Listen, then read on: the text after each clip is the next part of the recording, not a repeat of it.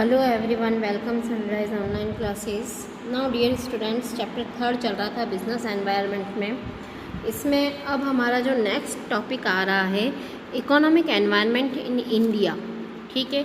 या एक और टॉपिक इसके अंदर आ सकता है elements of new economic policy. दोनों ही नाम से ये क्वेश्चन बन सकता है।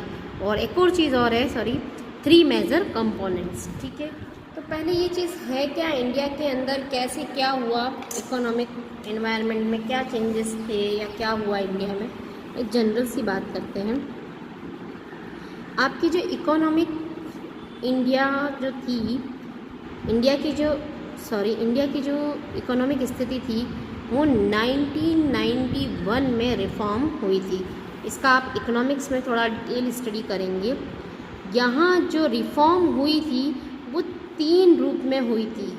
LPG, ओके, ये कोई गैस सिलेंडर का नाम नहीं है, ठीक है ना, एक शॉर्ट फॉर्म है ताकि आप इजीली याद कर सकें।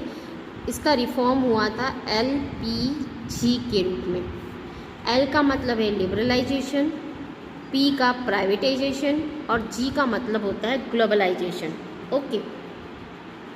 ये 3 तरह के मेन एलिमेंट आए थे। इनसे हमारी इंडिया की इकोनॉमी में बहुत सारा रिफॉर्म हुआ था, काफ़ी सारे चेंजेस आए थे।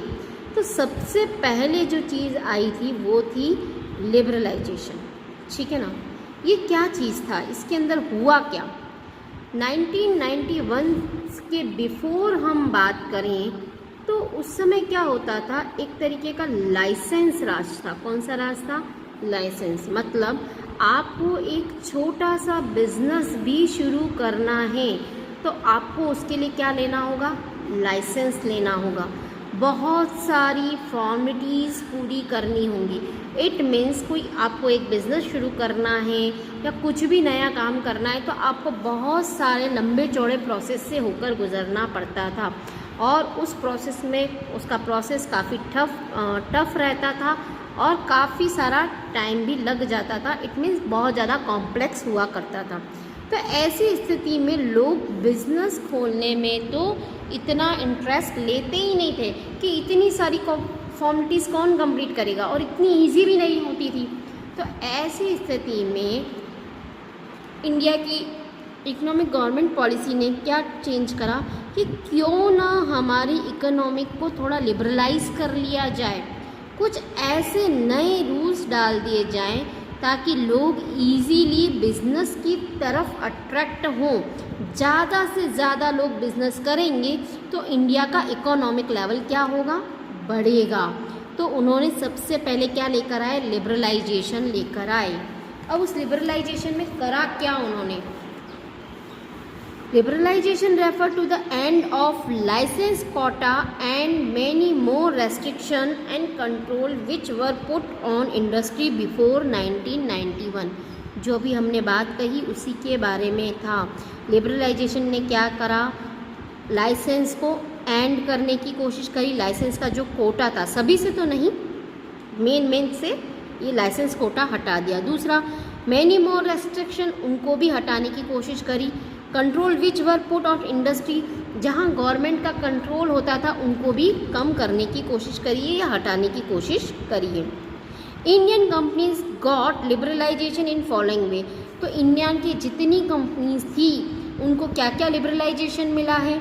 सबसे पहले abolition of license except few short list, ठीक है ना।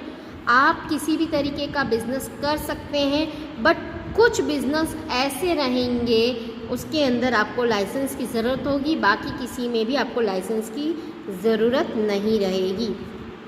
जैसे आप कोई एटॉमिक का काम करते हैं, एटॉमिक एनर्जी हो गया, केमिकल हो गया, गन का हो गया, जिसके अंदर जो हार्मफुल चीज़ें हैं, ठीक है ना। तो ऐसे में आपको वहाँ बिना लाइसेंस के आप काम नहीं करेंगे। बाकी अब आप कोई भी बिज़नेस आप ओपन करें, आपको कोई लाइसेंस की रिक्वायरमेंट नहीं चाहिए। दूसरी बात, नो रेस्ट्रिक्शन ऑन एक्सपांशन और कॉन्ट्रडिक्शन ऑफ बिजनेस एक्टिविटीज़। अब पहले क्या होता था, 1991 से पहले किसी भी बिज़नेस को एक्सपांड करना है तो उसके लिए भी क्या होता था, परमिशन लेनी होती थी, उस परमिशन में काफ़ी सारा समय चला जाता था। तो ऐसी स्थिति में उनके रेस्ट्रिक्शन को भी हटा दिया। अब आप इजीली आप किसी भी बिज़नेस को एक्सपांशन कर सकते हो, कोई कॉन्ट्राडिक्शन उसमें बीच में नहीं आएगा।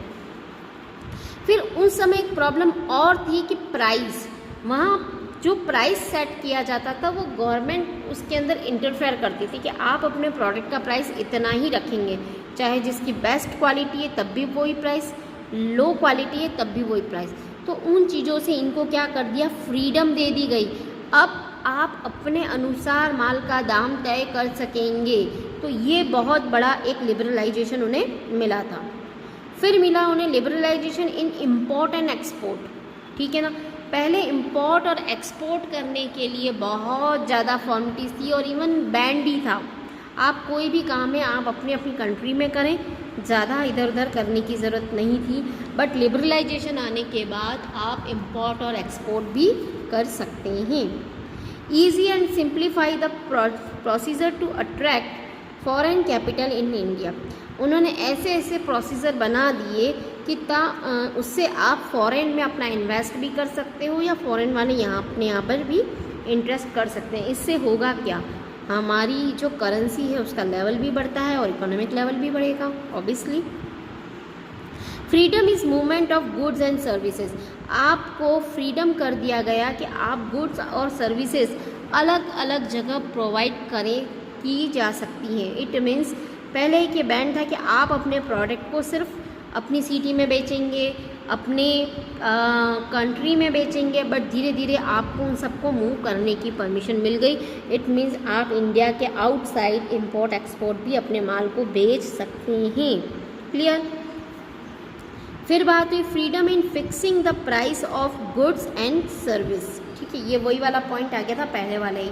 कुल मिला के हमारे 6 पॉइंट हो रहे हैं। हमें क्या क्या लिबरलाइजेशन मिला, एक तो हमें लाइसेंस फ्री हो गया हमारे लिए, एक्सपांशन कर सकते थे, प्राइस हम सेट कर सकते थे, इंपोर्ट एक्सपोर्ट कर सकते थे, इजी इन्वेस्टमेंट कर सकते थे हम फॉरेन कैपिटल में, ठीक है, और हमें माल को मूव करने की परमिशन थी। ओके, तो ये सारे बेनिफिट हमें कब मिले, लिबरलाइजेशन में। अब इतना होने के बावजूद भी फिर भी कुछ ना कुछ कमी रह रही थी कि हमें और हमारी इंडिया की इकोनॉमी को बढ़ाना होगा। अब हम उसके लिए क्या करें, तो उसके लिए उन्होंने दूसरी चीज़ लेकर आए, वो है प्राइवेटाइजेशन। अब ये क्या चीज़ थी, पहले जितनी भी इंडस्ट्रीज़ काम कर रही थी, ठीक है ना, वो इंडस्ट्रीज़ किसके थ्रू चलती थी, पब्लिक सेक्टर के थ्रू। आपने इसके बारे में 11th में पढ़ रखा है, पब्लिक सेक्टर्स के बारे में, ओके, है ना। नहीं है तो थोड़ा सा रिकॉल आप कर लीजिएगा वहाँ से, है ना। पब्लिक सेक्टर शॉर्ट में एक बार बता देते हो, ऐसे सेक्टर्स जो गवर्नमेंट के अंडर के कंट्रोल में रहते हैं। ओके, तो ये सारी ऑर्गेनाइजेशन थी, पहले मेन पब्लिक सेक्टर का रोल होता था, सब उन्हीं के थ्रू चलाया जाता था। तो इसमें क्या हुआ कि पब्लिक सेक्टर के अंदर प्रॉब्लम्स क्या आती थी कि जितने भी यहाँ के एम्प्लॉय थे वो एक सेटिस्फाइड रहते थे कि हमें काम हम कितना भी कम करें या ज़्यादा करें, हमें सैलरी तो उतनी ही मिलेगी। ये चीज़ तो आज भी आप देख रहे हैं कि पब्लिक सेक्टर्स के अंदर लोगों के एम्प्लॉय में एक ये चीज़ रहती है, बहुत जगह आपने भी फेस किया है कि गवर्नमेंट सेक्टर के जितने भी एम्प्लॉय हैं वो इजीली एक तो निकाले नहीं जाते हैं, दूसरा काम कम या ज़्यादा करो सैलरी आपको फिक्स ही मिलती है। ऐसी स्थिति में पब्लिक सेक्टर को क्या होने लगा, बहुत ज़्यादा धीरे धीरे नुकसान होने लगा। तो फिर इकोनॉमिक लेवल क्या हुआ, डाउन होने लगा। तो ऐसी स्थिति में क्या रिफॉर्म आए कि क्यों ना पब्लिक सेक्टर के अंदर हम प्राइवेट सेक्टर्स को घुसने दें। इससे क्या होगा, इनके ऊपर एक कंट्रोल आएगा, ये भी उनके साथ बराबर काम करेंगे और एक इनके ऊपर बर्डन आएगा या इनका कंपटीटर भी मिल जाएगा। तो क्यों ना हर पब्लिक सेक्टर के अंदर हम एक प्राइवेट सेक्टर्स को डाल दें। जस्ट लाइक एक पहले की एक स्थिति बताते हैं हम आपको कि आपने कभी ट्रेन में सफ़र किया हो, अभी तो आपके सामने स्थितियाँ काफ़ी अच्छी है, ठीक है ना। ट्रेन हो या बस स्टैंड की बात कर लें, है ना, तो वहाँ का ट्रेन या बस स्टैंड का अगर हम देखते हैं तो पहले जो वहाँ का एटमॉस्फेयर रहता था बहुत ज़्यादा मतलब गंदा रहता था। हम वहाँ ज़्यादा देर खड़े नहीं रह सकते थे, ना कोई क्लीनिंग होती थी, ना कोई विशेष अरेंजमेंट होते थे। अब क्योंकि ये थी सब किसके अंडर में, पब्लिक सेक्टर के अंदर में, अब इन्होंने इसके अंदर दी प्राइवेट सेक्टर्स को मंजूरी, ठीक है ना। आप लोग भी अपना यहाँ रोल करें, आप भी अपना थोड़ा पैसा इन्वेस्ट करके इनके साथ में काम करें। ऐसी स्थिति में प्राइवेट सेक्टर के आने पर इन सेक्टरों की स्थितियाँ क्या हो गई, सुधर गई। बसेस की पहले से अच्छी फैसिलिटी मिलती हैं, ट्रेन पहले से अच्छी फैसिलिटी में मिलती है और वेल सर्विसेज मिलती हैं। ऐसा क्यों हुआ, क्योंकि उसके अंदर कुछ पार्टीशन किसका आ गया, प्राइवेट सेक्टर्स का आ गया। तो इससे इंडिया का इकोनॉमिक लेवल वापस क्या हो गया, अप होने लगा। देखिए, privatization refer to giving greater role to private sector and reducing the role of public sector in execute policy of privatization. Government look the following steps. Privatization किसको refer करता है, इसके अंदर ये करता है पब्लिक सेक्टर का रोल तो कम करता है, जबकि प्राइवेट सेक्टर के रोल को बढ़ाने की कोशिश करता है। Disinvestment of public sectors, transfer of public sector enterprise to private sectors, ठीक है ना। यहाँ पर ज़्यादा से ज़्यादा इन्वेस्टमेंट प्राइवेट सेक्टर के बढ़ाने की कोशिश की गई है। Setting up board industrial and financial reconstruction, this board was set up to retrieve seek unit in public sector enterprise seeking suffering loss। इसके अंदर क्या हुआ, देखो यहाँ पर ये जो है एक BIFR है ना, ये एक है board of industrial financial reconstruction. इसका काम क्या होता है, इसका ये काम होता है कि जो ऐसी ऑर्गेनाइजेशन बहुत सीक हो चुकी है, इट मीन्स बंद होने के कगार पर है या जिनमें अब बिल्कुल ही ग्रोथ होने की संभावनाएं नहीं है, तो क्यों ना उसमें प्राइवेट सेक्टर को लेकर आए। वो वहाँ पर हार्डवर्क करेंगे, उनकी रेस्पॉन्सिबिलिटी पर करेंगे, तो ऐसी यूनिट्स भी क्या हो जाएंगी, ग्रोथ होने लगेंगी। तो सबसे बड़ा फैसला BIFR का था। उन्होंने ऐसी यूनिट्स जो बहुत ज़्यादा डाउन चली गई थी, वो सब किसमें देने की कोशिश करी, प्राइवेट सेक्टर वालों को देने की कोशिश करी। Private sector acquire more than 51% share, then it result the ownership and management to the private sector. Private sector वालों ने करा क्या, वहाँ पर उन्होंने जो इन्वेस्टमेंट किया या जो शेयर लिए वो 51% के ले लिए, तो मेजॉरिटी किसकी हो गई, प्राइवेट सेक्टर की हो गई, ठीक है। तो उससे क्या हुआ कि उनके पास उनकी ऑनरशिप और मैनेजमेंट सब प्राइवेट सेक्टर के पास ही आ गया। तो इससे फिर हमारी इकोनॉमी का लेवल क्या हो गया, बढ़ गया। ओके, आई होप प्राइवेटाइजेशन भी क्लियर हो गया होगा। अब नेक्स्ट देखते हैं, फिर था आपका ग्लोबलाइजेशन। अब ये ग्लोबलाइजेशन क्या है, देखो ग्लोबलाइजेशन के अंदर जब भी इसका टॉपिक लिखें तब आप एक वर्ड ज़रूर लिखना, ग्लोबल विलेज, ठीक है। क्यों लिखना है ये चीज़, है ना, पहले ये चीज़ समझ लेते हैं। देखो विलेज तो आपने सुना है, विलेज का क्राइटेरिया अगर देखा जाए या उसका एरिया देखा जाए तो कोई ज़्यादा विशेष बड़ा नहीं होता। जस्ट लाइक अगर हम नॉर्मली नागरिक की ही बात करें, या मोस्ट ऑफ एक बंदा दूसरे बंदे को जानता है, नहीं तो जान पहचान से निकल ही जाता है, ये इसको जानता है, ये इसको जानता है, ये इसको, मतलब आपस में बहुत सारे लोग क्या होते हैं, कनेक्टेड होते हैं, क्योंकि विलेज का एरिया उतना छोटा होता है। तो यहाँ पर ग्लोबल विलेज क्यों लिखा गया, इंडियन इकोनॉमी के अंदर ये देखा गया कि क्यों ना हम भी एक ऐसी स्थिति कर लें कि ग्लोबल विलेज की तरह अब हम ट्रीटमेंट करना शुरू कर दें। मतलब इंडिया के टर्म्स UK से भी हो जाएं, जापान से भी हो जाएं, चाइना से भी हो जाएं, मतलब आपस में इंटीग्रेट हो जाएं, ठीक है ना। ये इससे भी कांटेक्ट कर सके, ये उससे भी कांटेक्ट कर सकें, आपस में एक इंटीग्रेशन बन जाना चाहिए। ये इनसे भी कर सकता हो, इनसे करने के बाद ये इनसे भी कर सकता हो।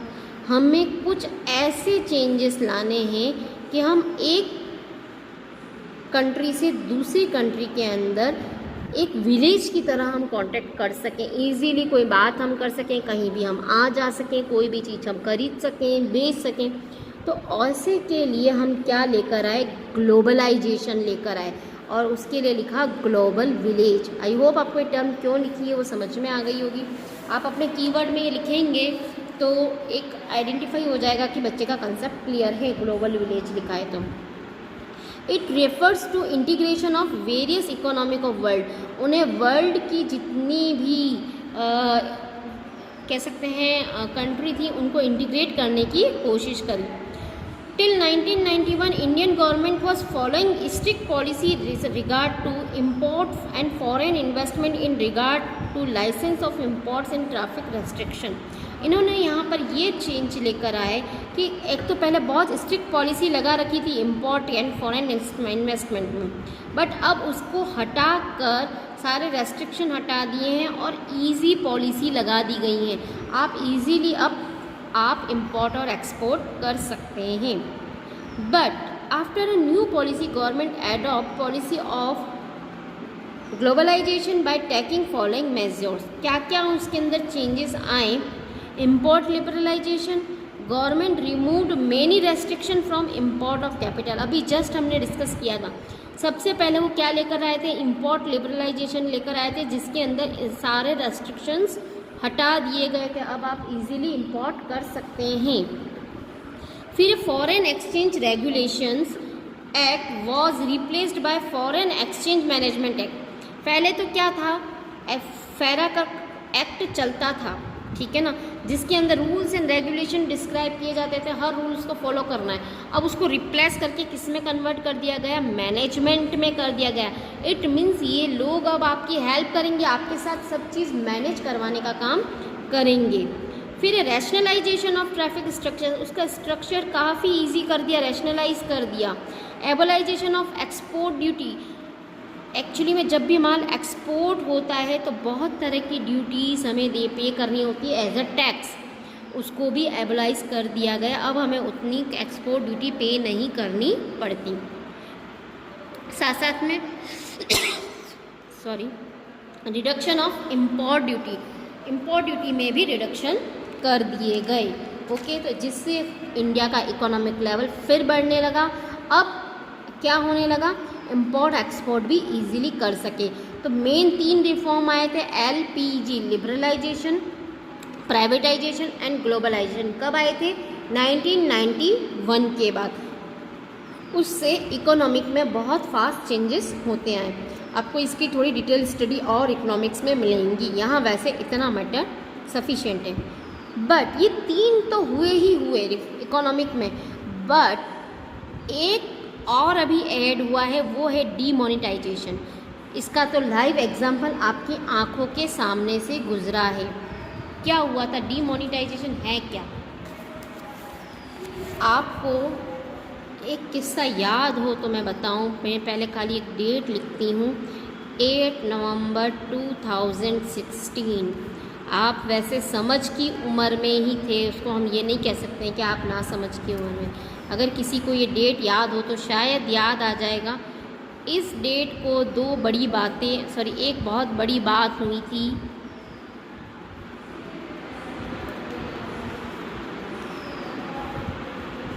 आई होप कुछ याद आ रहा हो। ये हैं रुपीज़। याद आ गया होगा कि क्या हुआ था। यस, इस 8 नवंबर को, वो भी रात को, एक डिक्लेयर हुआ था कि आज से ये करेंसी नहीं चलेगी, ये करेंसी इनवैलिड कर दी गई है।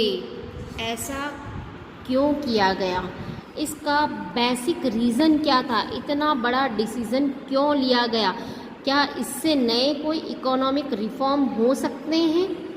तो यस, इससे बहुत सारे इकोनॉमिक रिफॉर्म्स हो सकते हैं, इसीलिए ऐसा डिसीज़न लिया गया था। क्यों? क्योंकि मोदी जी ने और भी जो उनके साथी थे, उन्होंने ये नोट किया कि इंडिया के अंदर करप्शन, टेररिज्म ठीक है ना, बहुत ज़्यादा बढ़ रहा है।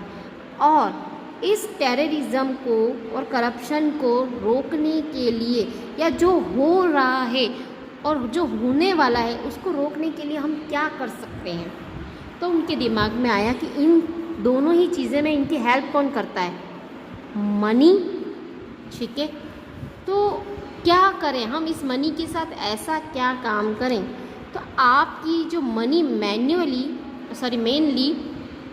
किस किस में डिवाइड थी, बेसिक नोट की बात कर रहे हैं अभी हम, 5 का नोट, 10 का नोट, 20 का नोट, 50 का नोट, 100 का नोट, और फिर था 500 का नोट, और फिर था 1000 का नोट। उस समय ये नोट चलते थे। तो दो जो बड़े नोट थे, मतलब इनका वेटेज तो हो गया 80% और इसका हो गया 20%। क्यों ना ये बड़े बड़े जो नोट है जो इनकी हेल्प कर रहे हैं, इनको ही इनवैलिड कर दिया जाए। ठीक है, ऐसी स्थिति में इनके पास एज अ ब्लैक मनी के रूप में, जिन्होंने करप्शन किया है, जो टेररिज्म है, उनके पास होगी ऑब्वियसली ये ब्लैक मनी, इनका तो वेटेज कम होगा, तो वो सारा पैसा क्या हो जाएगा, बाहर आ जाएगा। ऐसे में लोग भी बाहर आएंगे और ब्लैक मनी भी क्या हो जाएगी, बाहर आएगी। और काफ़ी हद तक ये हमारा रिफॉर्म सही भी हुआ था। ठीक है, वही चीज़ था आपका demonetisation. Demonetization is defined as an economic policy or the process through which the central government council the legal tender status of the currency unit is circulation. After demonetization, that currency unit cannot be used as money. Demonetisation के अंदर क्या होता है, central government के द्वारा कोई एक legal tender निकलता है कि अब ये मनी या ये currency as a legally use नहीं होगी। कहाँ से निकलता है, सेंट्रल गवर्नमेंट से ही निकलेगा। क्या निकलेगा, लीगल टेंडर निकलेगा और उसमें डिक्लेयर किया जाता है कि ये मनी आज से लीगल नहीं है। That is the demonetization. Okay, अब इंडिया के अंदर कब हुआ था demonetization, on 8 November 2016 government of India on the